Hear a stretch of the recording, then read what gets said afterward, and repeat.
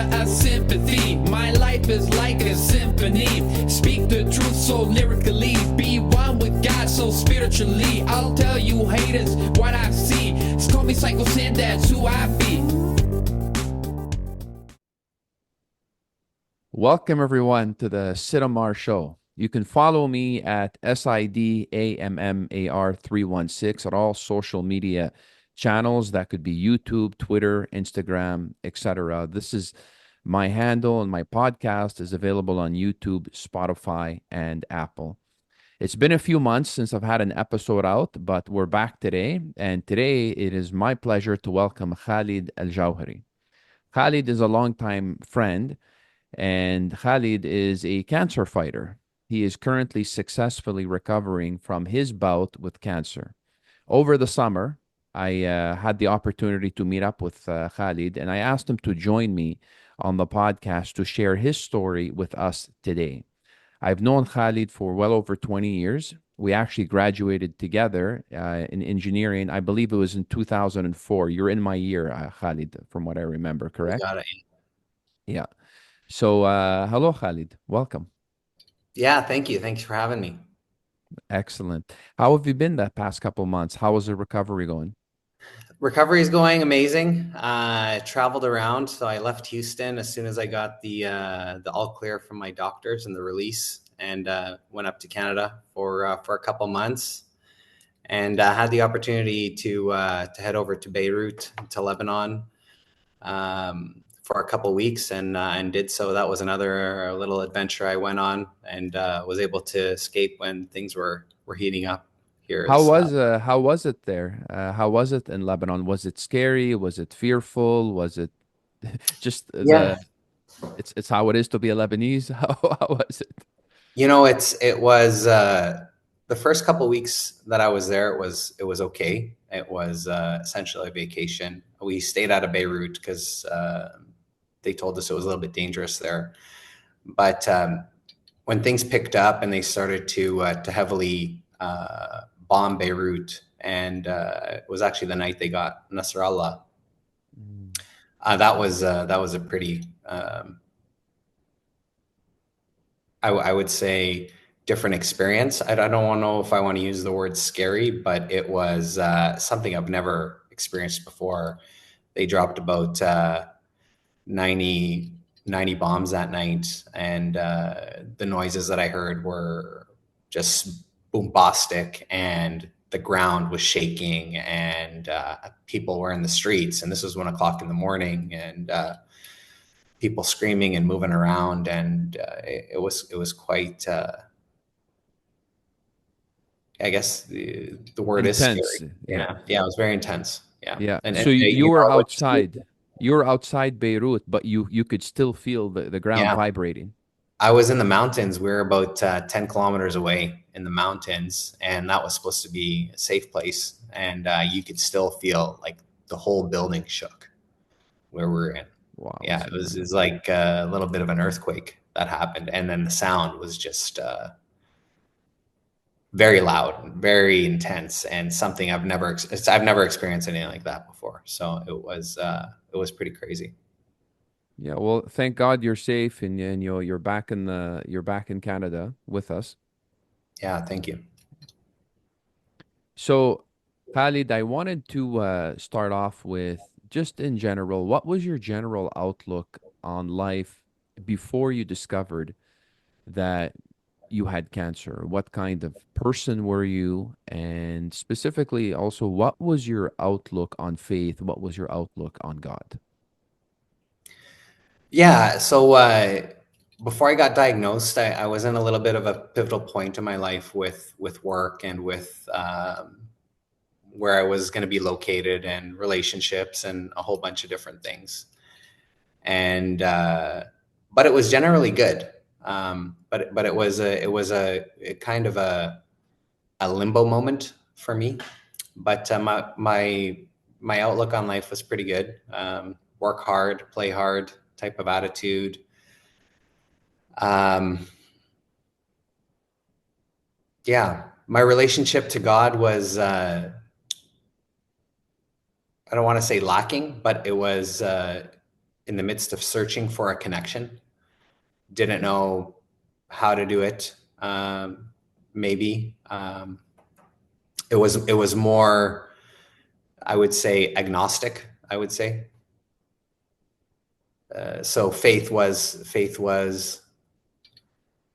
I don't want to say it was non-existent, but it was not very strong. Yeah. And what were your initial symptoms? Like, what did you notice different about your body in the days leading up to the actual diagnosis? Like, this is before you were actually diagnosed. Like, how were you feeling? Yeah. So I was feeling okay. So let me take a step back and kind of give you a little bit of a story of how everything developed. So I got diagnosed in January, February of this year, 2024. About 12 months before, I developed a little bit of a lump right here on my chest in between my pectorals. And I didn't think anything of it just because I go to the gym quite a bit, and sometimes you blow muscles and sometimes things happen. So I didn't think anything of it. A few months later, How big was the lump? it wasn't too big, but you can like it was protruding. There was a Yeah. protrusion, Okay. right? So there was something visibly that you could see it. But like I said, it grew very, very slowly, at this point. And so about summertime of last year, so about a little bit over a year ago, it started getting a little bit bigger. And at this point, I was worried because it wasn't going away. And so I decided to go to the doctor. And I'm in the US at this time. I'm in Houston. I go to the doctor and we have a chat, and he goes, "This looks like hematoma. Take these high prescription Advil and you'll be okay." What is hematoma? Can you tell us? Yeah, hematoma is actually a blood vessel bursting. Oh. And it creates swelling and a bruise. So there's blood buildup under the skin, but it actually subsides in a couple days, 3 days, right? During my treatment, I actually received hematoma when they put the port in, and so this was nothing like hematoma. It wasn't bruised. It wasn't temporary. It's been there. And so I didn't take the pills because I didn't believe what he was saying. Anyways, I went away, and a couple months later, so in about November, I was getting a massage, and or October, and it started to pull on my shoulders. Like I couldn't lay down properly on the massage bed. And every time they massaged, it would irritate my shoulders, and then it was pulling on my chest, so it didn't feel good. I went back to the doctor when I got back from my massage, and he ordered an ultrasound for me. When the ultrasound came back inconclusive, they didn't know what was in there, and they recommended an MRI. At this point, we tried to get the MRI. The insurance rejected the MRI. So it's very different in Canada than it is in the US. In Canada, you just go, but then you got to wait 6 months or whatever, 3 months to get an MRI. Here, you can get it the next day, but your insurance has to approve it. But the insurance is the buffer to keep the doctors in check here, right? And so people are not wasting money in the insurance system or the medical system. So the insurance rejected it. I didn't know how the whole medical system worked down here. So in hindsight, I would have probably pushed to say, no, like we need an MRI. You need to advocate for me. I didn't. I let it go. And I was coming up to Canada for Christmas at the time. So I didn't think anything of it. Came up to Canada, and then I got really sick. And what I mean by that is in the middle of the night, I started to sweat profusely, and to the point where I had to change my clothes like I jumped into a pool. and the smell of the sweat was not normal. It wasn't the normal sweat. It was a different type of sweat smell.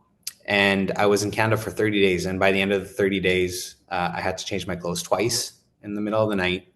I developed a cough, and then I developed a wheeze. So my symptoms progressively, exponentially got worse in those 30 days. And so I was staying at the family house, and mom says, you need to go to the doctor.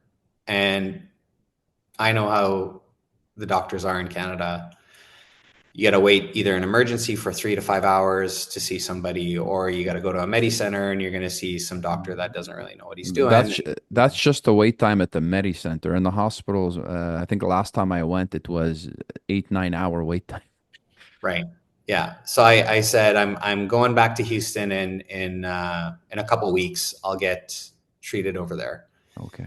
And so I left it. I left Canada as soon as I landed in Houston. I didn't even go back to my doctor. I just went and got the MRI. You can pay out of pocket here to get medical services. So you went and paid out of pocket? Paid out of pocket. Yeah, it's $500. Went and got an MRI, and they found the tumor. Wow. And yeah, the tumor was 13 centimeters. And just to put it into context, they rushed people to the emergency room at 8 centimeters. So it was a 911 situation. We didn't know what the tumor was, and so the next day they called me back in and said we got to do a pathology exam or a biopsy to get the pathology sorted out. And so I went back to the clinic, and then they punched some holes where the tumor was. Yeah. And then we had to wait now 7 to 10 days until the pathology results came back. Yeah. And so that was probably one of the longest waits I had to endure, because you have something, you don't know what it is. Yeah. You don't really understand what's happening, right? So yeah, just waiting. 7 days later, and were you not to panic at the time. Sorry. Oh, you're trying not to panic. Okay. Yeah, I was wondering, like were you scared during a 7 day period?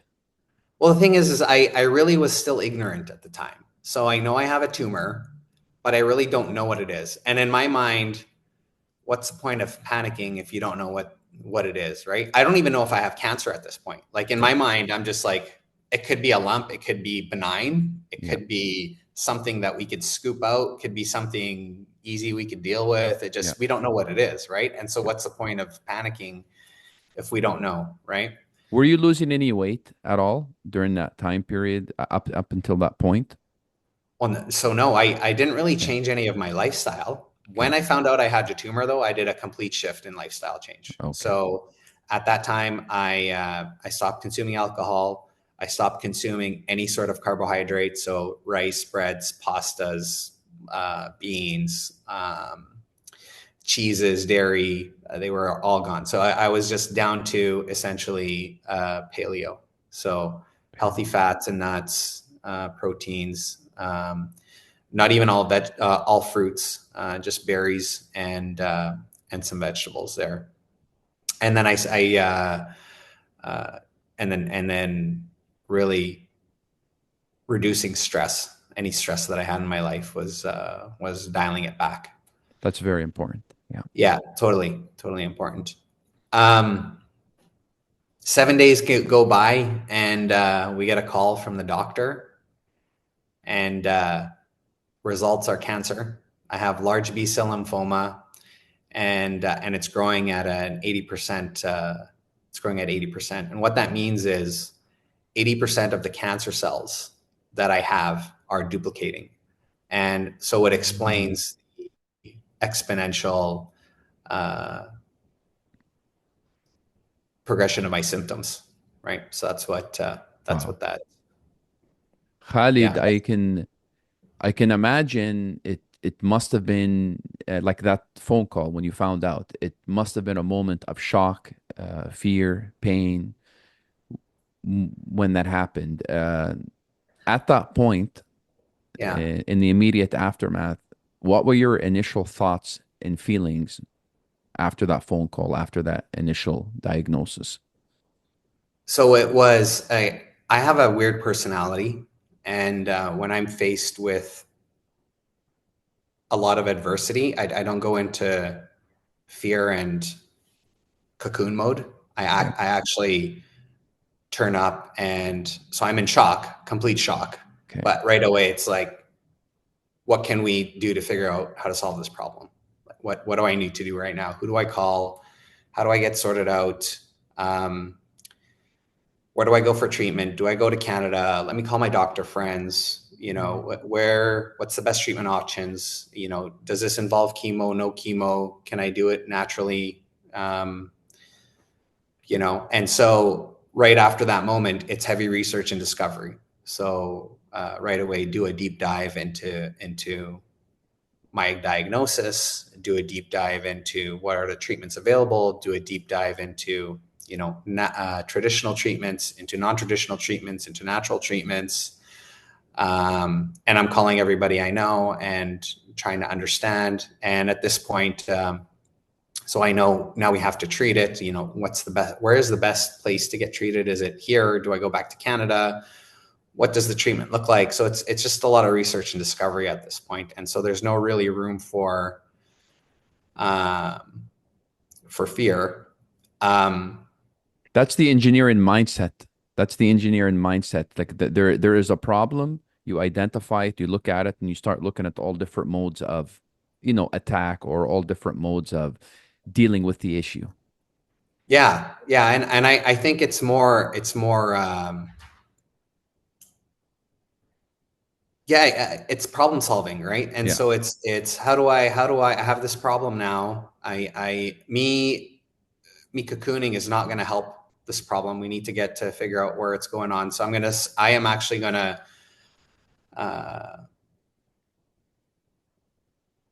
suppress any emotion that's not going to be positive to this thing, and I'm going to try and sort it out. And I never actually emotionally reacted probably for a week after this thing, where I remember I was on the phone call and I had to call my mom to tell her and my family. And This was a week after the diagnosis. You waited a week. I waited pretty well a week. Yeah. Yeah. Yeah. And that's when things got real for us, and for the family, and for everybody. And yeah. What was the actual cancer diagnosis itself, and at what stage did they diagnose you at? So staging is an interesting process. So staging, they got to do a PET scan, and then they got to do a bone marrow biopsy, and they got to do all that stuff. And so at this point, where we are in my story, we don't have a stage, but we know that two things. We know it's large B-cell lymphoma, and it's a soft tissue cancer, so it's not hard. So you can't actually do any operations. And the way it was wrapped around my lungs, around my heart, it was wrapped around my bones. It was actually spreading into my armpits, and it was moving very fast. So at this point, there was no staging, but we know that we had to get a treatment, and we know we had to get the treatment done right now, right?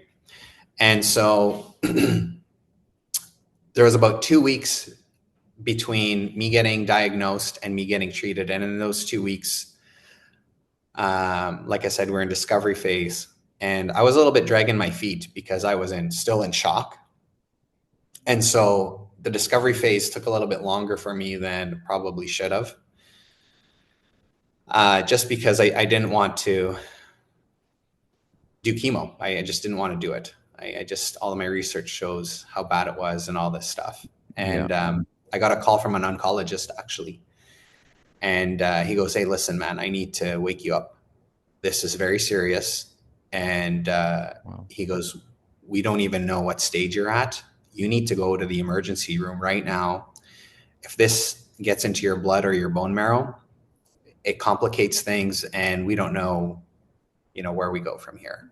And when I got that phone call, it was, okay, no more messing around. We got to get treated. This And is so, an oncologist in the United States. oncologist in the United States. Yeah. Okay. And so once I got that phone call, I was like, okay, done. And I'm going through a lot of mental agony and a lot of emotional agony. Like it's starting to weigh on me. Like it's smashed me now. I have to make some decisions. I got to figure out what hospital to go to, where to get treated. So I decide that's it. We got to get chemo. Like there's two types of chemos for this treatment. One is R-CHOP and one is R-EPOC. We get in touch with an oncologist here in Houston. This guy is an angel. Dr. Rios, actually George Foreman, the boxer, George Foreman, grill master guy. It's his doctor, actually. Okay. Being my doctor, yeah. And he's like 85 years old, this guy, and he's a machine. He's still practicing. Wow. We get a hold of him on Friday afternoon. He works through the weekend. He looks at all my pathology and all the information I had on the time on my diagnosis. So yeah, he's George Mormon's doctor, and we send him all our diagnosis and all the information we have about my diagnosis and my cancer. And he goes, "This is a 911. We have to get you admitted on Monday, and we have to start treatments Monday." And he works tirelessly through the weekend to get me admitted. And so this guy, I owe my life to this guy. I owe my life to a few people. He's one of them. And once I started treatment, so I'm in the hospital on Monday, and I think as I'm going to the hospital, I think I'm going to be there for a few hours. All my research tells me that I'm going to be under an infusion for a few hours, and then I go home, like 8 hours, 6 hours. And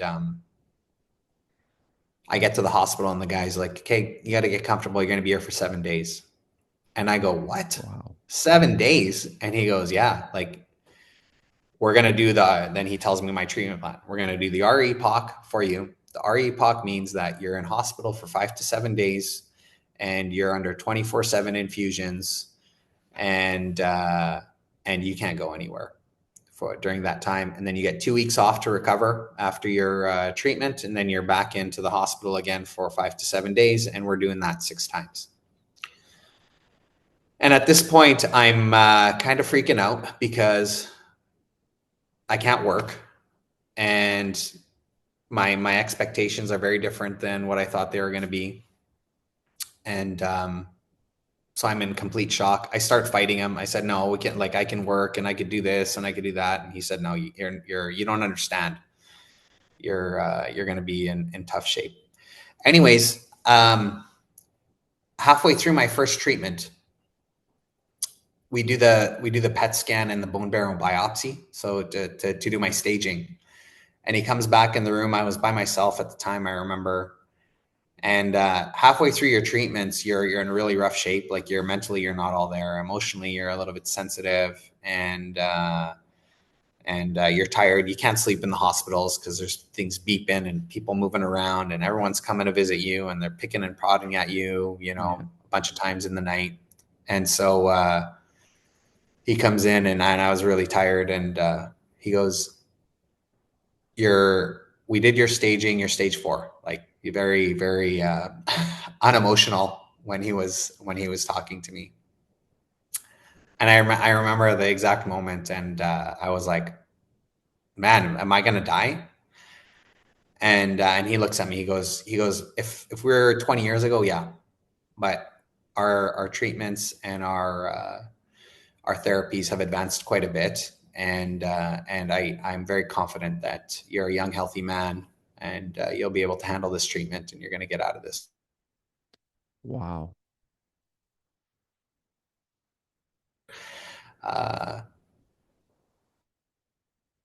But he was very comforting when he delivered the news. But I was still in shock, and I was still in disbelief, and I was still not believing him when he told me that. Yeah. Khalid, if you don't mind, are you able to share the effect this had on your family and on your work life? Like like, did you have to quit your job? Like, Yeah. Yeah. what? I couldn't work anymore. Yeah. Yeah. So I had to stop working. My family, I didn't tell them what stage I was at until probably 3 weeks later, just because it was, I think, or from what I saw, the whole experience up to this point was harder on them than it was for me, to Yeah, be honest. yeah, And especially my mom, she had a really tough time with this. yeah. But it was incredible. When I let them know originally, they all flew to Houston, and they rallied it, and they saw me get into the hospital, and checked me into the hospital, and it was incredible. And my friends, my very close friends that I let know, they created a support group for me, and they were there for me, whatever I needed. Very supportive. Everyone was calling me every day and seeing what I needed, and it was incredible. The rallying behind me was absolutely incredible. Yeah, Thank God. It's very important to have a strong hundred support percent. system like that when you're in this type of situation in life, right? Were I'm you, blessed. There's a lot of people that don't have anybody to yes, help them through and this. that Yeah. must be scary, what Oh yeah. they have to go through. Would you say, by this point, would you say that you were experiencing any type of depression or no? Not at this stage. My depression actually started to kick in, and it's a combination of a lot of things, right? This chemo stuff it's very strong, It's and intense, I hear you. it's super intense, and you get this thing called chemo fatigue, Yeah. and probably around round 3 is when I got depressed, and no amount of support, or people cheering me up. People would cheer me up, and like even some of my friends came to visit, and it was awesome. But when you're in the hospital there, and you're not sleeping, and you get into a little bit of a rut. Yeah. Uh, Khalid, you and I have previously discussed the differences between the Canadian and the American medical systems when it comes to cancer treatment. I mean, in my opinion, going for cancer treatment in Canada is somewhat close to a death sentence. I'm just not very fond of the cancer treatment that they do up here in Canada. I've heard that it's much better in the United States, but from your perspective, which system is superior and what's the difference? So I will start by telling you that if I was in Canada, I would probably not be here talking to you right now. When I was looking at where to get treated, I originally wanted to come to Canada to get treated because that's where my support network is. Yeah. My family's there, my friends are there, everybody's there, and my friends that are even plugged into the medical system up in Canada, the healthcare system, they called the cancer center and they tried to get me, you know, the best time that they could, and the fastest they can get me in was like 8 weeks. Yeah, there's a long delay. Yeah. And that was to see an oncologist, right? Yeah. And that's with all the information that I had.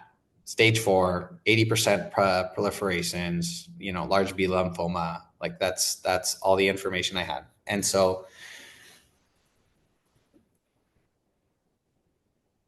when actually at the same time when I saw Dr. Rios here, he told me, you are very lucky to have caught this when you did. With the way this thing is growing and spreading, it would have took you over in about 2 to 3 months. So when I say that it's very real that I wouldn't be here, it's a miracle.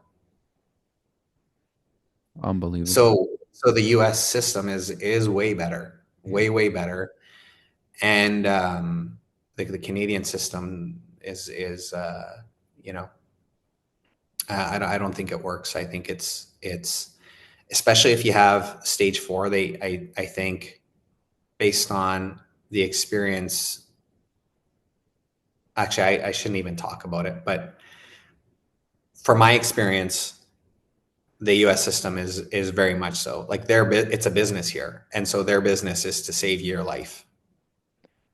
Where the Canadian system, it's socialized. They have Yeah. no interest. They just want to give everyone the same care, or they look at the path of least resistance. And if you're far enough gone, they're not going to spend any resources to Yeah. save you, Yeah. right? And so it's they do a risk analysis on cost and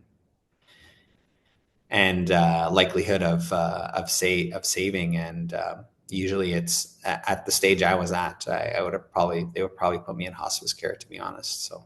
And like we went through this in the family because my father had to deal with cancer. He passed away from Mm, cancer, and that was about 5 years ago. And he was diagnosed at stage 4, and it mm, took in order for us to see a medical or a radiation oncologist, or at least to get in, it took several weeks. It mhm. took at least a few weeks, and look at how much worse it's gotten. And now in your case, they're saying 8 weeks. Like it just keeps getting worse and worse and worse. And I do concur with you. I've heard that in the United States they have more advanced and quicker response times, more advanced treatment, especially around the Texas or Houston, and that's where you happened to be in Houston. Yeah, Mhm, mhm. yeah, Yeah, and just to add to that, I think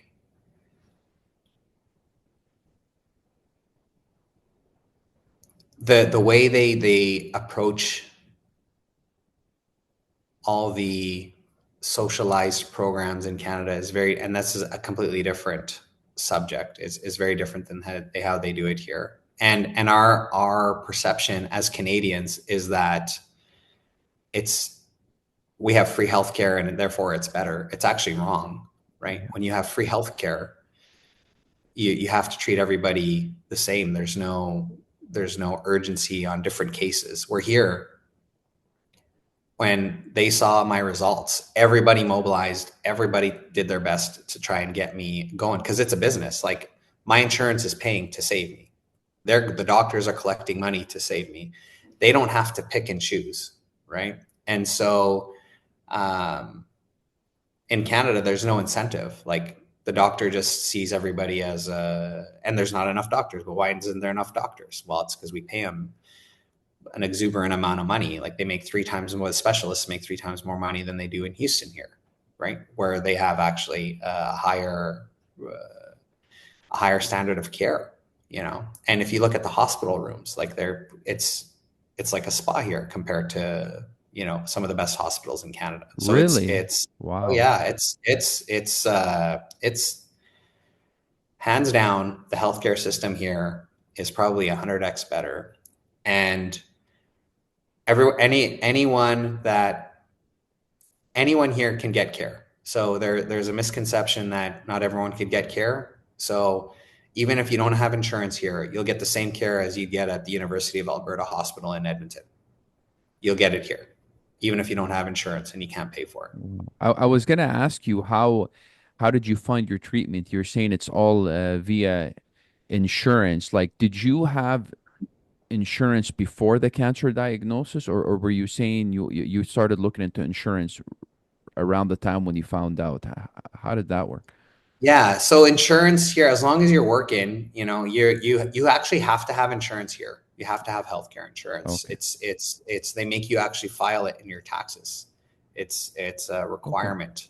Just like how we have to have insurance in Canada to drive a car, here you have to have health insurance. Okay. And so my insurance story is a little bit wonky. I wouldn't want to get into it here, Yeah, but that's yeah, fine. my insurance did take care of everything. And really, the insurance cost to care for my treatment is relatively the same as it would have been in Canada to take care of it. As far as dollar Yeah. goes, it's not any more expensive Yeah, down it's here. just more But efficient than the here, United States. it's more efficient. Your level of care is higher, and the urgency is higher, and your comfort level is higher. Yeah. Everything is superior. I everything. think there's something to be said, because right here, and we have this focus on the public healthcare system, but I really believe there should be a mix of a private and a public healthcare system. I mean, 100%. even if you go to any general doctor here, the Yeah. practices are all actually they're all private practices. They all pay for their own 100%. Medi rent, centers, of course they are. Yeah. and they get paid by the government. That's who's paying them, I rather think, than the client directly. The government is paying yeah, them, right? the solution is actually busting up the College of Physicians. That's the solution. I They have a lot. I control. have a lot I can say about that, but Yeah, I think that's one of, so there's a lot more, there's a lot more to it, but yeah, they, that's one of the problems, right? It's, yeah, it's the, they make it very difficult for specialized doctors to come up to Canada. Very, very difficult. yeah. Like somebody that graduated at UCLA needs to actually go back to school for a year in Canada to become a specialist in Canada. And the reason why they make it difficult is because the specialists in Canada get paid, over $1 million a year. They don't want anyone taking any more of that pie, right? And so the specialists here get paid a third of that, 40% of that. So you could see the reason why it's they actually have a block on getting access to more doctors, better care, and all that stuff. It's a big problem. I'm gonna forward you a Anyways, documentary I saw recently. They had 4 or 5 recommendations on how to improve the healthcare system here. It's actually mind-boggling. Um, Even in Europe and in other areas, they have public systems that are more efficient, right? sure, So yeah, I'll make a mental note to send that to you. Um, okay, I believe by this point you're about like after your treatment and everything, and we move fast forward to today. I believe you're about 80% recovered by this point. Would that be a correct assessment? I'd probably argue a bit, maybe a little bit better recovered. Yeah. Um, about 2 months ago, I had no hair anywhere on my body, not even on my no eyebrows, no eyelashes, no nothing. And so I got my hair back. My resting heart rate is around 60. I'm able to do 2 workouts a day, no problem. I don't need a nap during the day. The last I checked, I still have a tumor inside that's inactive. That's 2.5 centimeters. So I have my next appointment here in 2 months to see where that's at. But hopefully it's smaller than that. Are you doing your But yeah, follow-ups in the US? So you're flying to the yeah, US? Okay. no, yeah, I'm doing them here. It's here. It's a little bit more aggressive than Canada post treatment. Here they do every quarter. They do a checkup, a full checkup to make sure everything is okay, scans and blood work and all that stuff. And then after the first year, it's every 6 months. And after the second year, then it's once a year. And then after 5 years, they call you a survivor. Okay. So Yeah. right now, physically, like right now, you're in the US or you're in Canada? No, I'm in Houston at the moment. Yeah. Oh, you're in Houston at the moment. Yes, Okay. sir. I thought you were in Canada at the moment. Okay. No, So no. Yeah. is there anything that you learned during your battle against cancer that you would like to warn others about? I think that, I mean, in terms of what, maybe better just to get Just a little what you bit better. learned, I guess what you learned about the mindset that one needs to have in order to get through this, or your outlook on, like, what is your general outlook on life Yeah. now? I was going to So ask you, has your faith in God strengthened? I mean, that's what I'm getting towards. sure. What's different? So I think number one, it is a mental game. So you cannot lose mentally. You have to fight, and you're going to get beat up. You're in the ring with Mike Tyson, and he's beating you up for a bunch of time, and you just got to keep getting up, and you got to make sure that your mind is strong, and that you believe that you are going to beat this thing and you're going to get through it. and it's hard. It's not easy, and it gets harder as you progress through the treatments because it just wears you down, and you get more tired, and sometimes you think you're not going to make it, and then you know you have a small win because you figure out that you're in remission after 4 treatments, and it gets you jacked up again, and you know it's a roller coaster, and but your mind has to be very strong.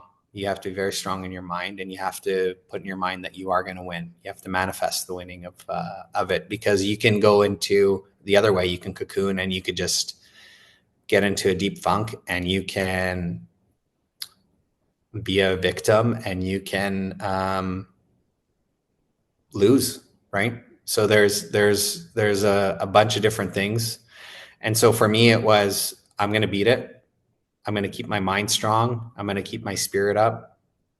You know, when you talk about faith and God and all that stuff, after my first treatment, and I had to shave my head, and I felt like the whole world was crumbling down, you know, and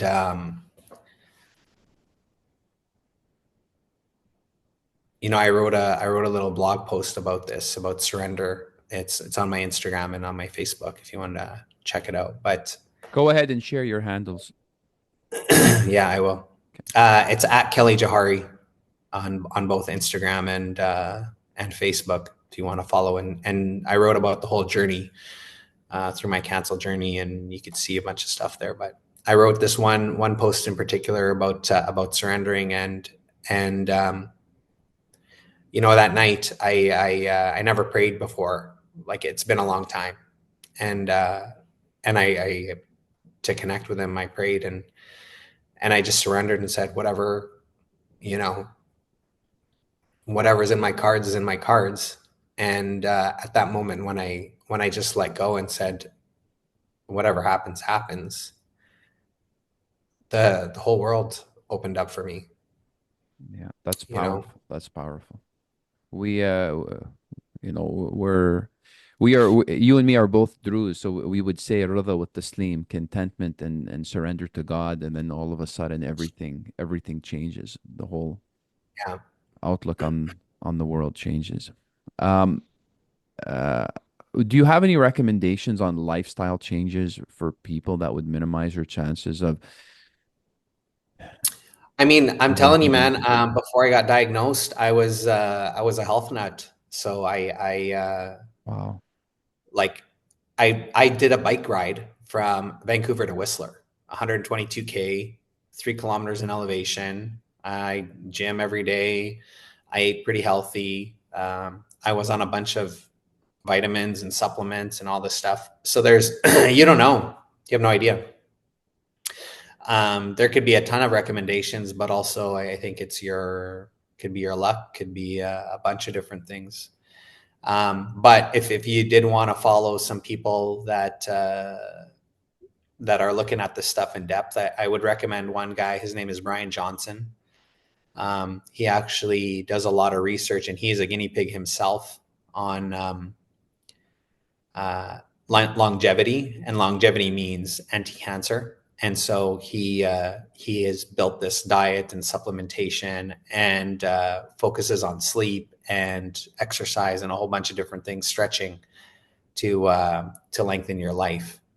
And he has his whole life actually on YouTube with the data points and the things that he does, and all that stuff. So I would recommend. He's one of the guys I still follow today, and I think his stuff is pretty good.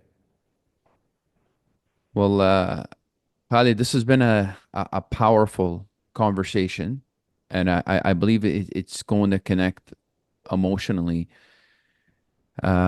with people. I'm thankful. I'm happy. Thank God that you're almost fully recovered. You know, you're saying higher than 80%, 90%, hopefully. And I hope a long life for you and healthy life, inshallah. And is there anything else you'd like to share with the audience? Anything else you'd like to? put out there? Yeah, I told you I went to Beirut at the beginning of this thing, and so one of my promises or to Lebanon, one of the promises I made actually during my treatment was, if I made it out, that I'm gonna go and do a pilgrimage, a religious pilgrimage, or a connection to God pilgrimage, and that was my reason. Actually, I went to Lebanon, and why it was so important to me to go there, even though there was some trouble, and it was absolutely a blessing. And so I got to reconnect. I will say that my faith. I'm still doing lots of research on faith Yeah. and all that stuff, but my connection to God is 100% there and solidified during this whole thing. So there's a lot of things that happened during this thing that are unexplainable, and me as someone that wasn't really a devotee before, Yeah. and has had their eyes open. Yeah, I think you just got to trust. You got to trust the process. You got to trust in the big guy. He's gonna make sure to take care of it, and you just got to be grateful for everything that we have. I think he gives us more than we need, and I think that's one thing I learned. You just got to be grateful for what we have, and you got to trust in the bigger plan, and everything's gonna be okay. That's powerful. That's beautiful, actually, to hear. You had a chance to visit all the different holy sites in I Lebanon, or did. as much as you Yeah, can? I actually, I on my Instagram again, you'll see I put a Okay. little story together on my trip, and all the cool things that I saw, and all the pilgrimage that I did, and all the cool sites that I went to see. We'll make sure to check that out. Yeah. Okay. Thank you very much, Khalid, for being here today. It was a pleasure to see you. Yes, my friend. Thank you so much for having me. I appreciate it. Okay. God bless you. Thank you. You too.